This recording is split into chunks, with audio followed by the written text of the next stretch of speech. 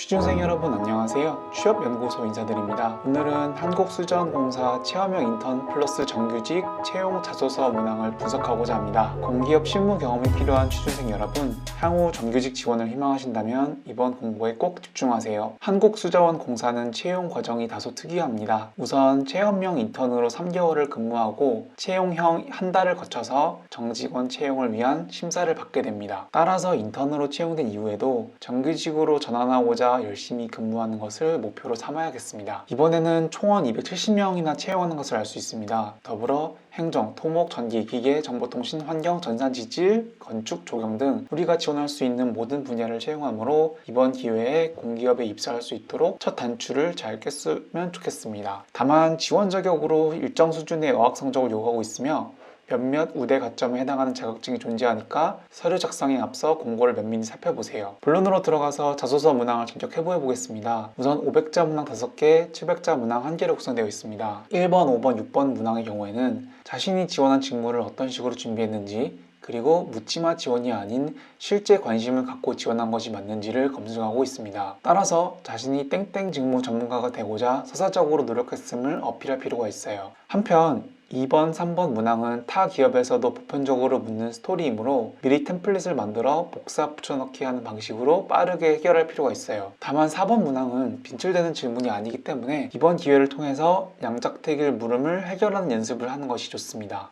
자소서 작성 관련해서는 저희 과거 영상도 참고하세요. 1번 문항 보겠습니다. 직무 로열티를 묻고 있어요. 소위 말해서 묻지마 지원이 아닌지 검증하는 것으로 지원자가 토목, 행정, 건축 등 자신이 지원한 직무를 공부해서 지원한 것인지를 묻고 있어요.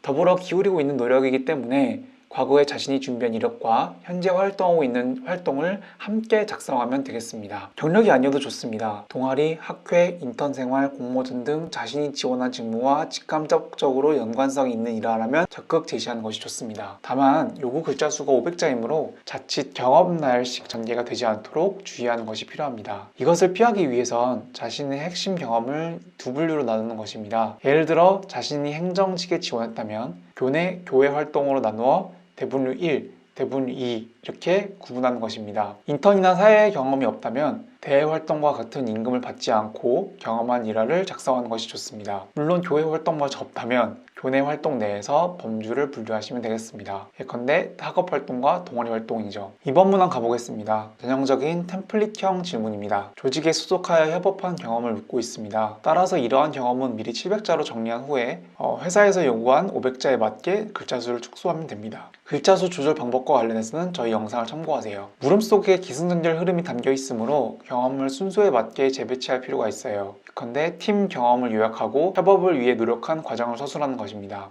예시를 한번 참고해 주세요. 3번 문항입니다. 빈출되는 문항은 아니지만 면접에서도 일처리 시 우선순위를 묻는 경우가 드문 있습니다. 이에 대해서 어떤 식으로 대답할 것인지 사전에 좀 고민할 필요가 있어요. 정답은 없고요. 다만 자신의 주장에 대해서 논리적 근거만 확실하다면 별탈 없이 진행할 수 있어요. 이 문항은 계획 설정의 준칙, 그리고 해당 준칙을 발휘해 경험한 일화를 묻고 있으므로 어떠한 우선순위를 바탕으로 업무를 처리하는지 서두에 소개하고 이를 실천한 구체적인 에피소드를 연달아 언급하면 되겠습니다. 예시를 한번 참고해 주시고요. 참고할 만한 방법으로 전직 미국 대통령이 고안한 아이젠헤워의 매트릭스를 소개합니다. 4번 문항입니다. 양자택일 문항이에요. 정답은 없습니다. 원칙 준수를 중시하는 사람도 있을 것이고 반면에 일의 효율성을 중시하는 사람도 존재할 것입니다. 자신이 선택한 가치에 대해서 논리적 근거만 타당하면 됩니다. 4번 문항은 선택의 근거를 묻기보다 두 가지 가치 중에서 갈등한 일화를 묻고 있다는 것이 물음의 핵심입니다. 자신의 경험을 되돌아본 후 적합한 사례를 찾으면 되겠습니다. 예시를 한번 참고해 주세요. 5번 문항입니다. 이번 자소서에서 가장 핵심에 해당하는 문항이에요. 왜 한국수자원공사에 지원했는지,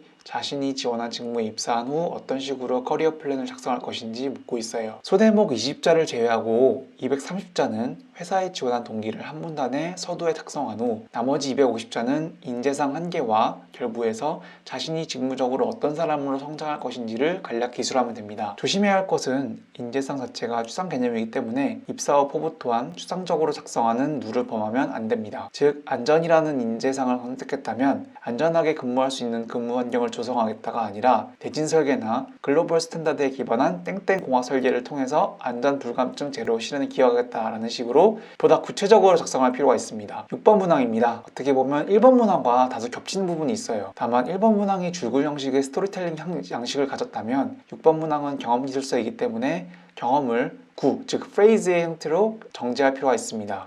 대범주 내에 서범주 형식으로 분류하는 것이죠. 물론 세부사항에 대한 설술은 줄글 형식으로 작성해도 전혀 문제가 없습니다. 예시 참고해 주시고요. 이상으로 한국수자원공사 인턴 정규직 채용 자소서 문항 분석을 마치겠습니다. 앞으로 취업연구소는 양질의 콘텐츠를 많이 만들 예정입니다. 많이 사랑해 주시고요. 오픈 카톡방도 운영하고 있습니다. 감사합니다.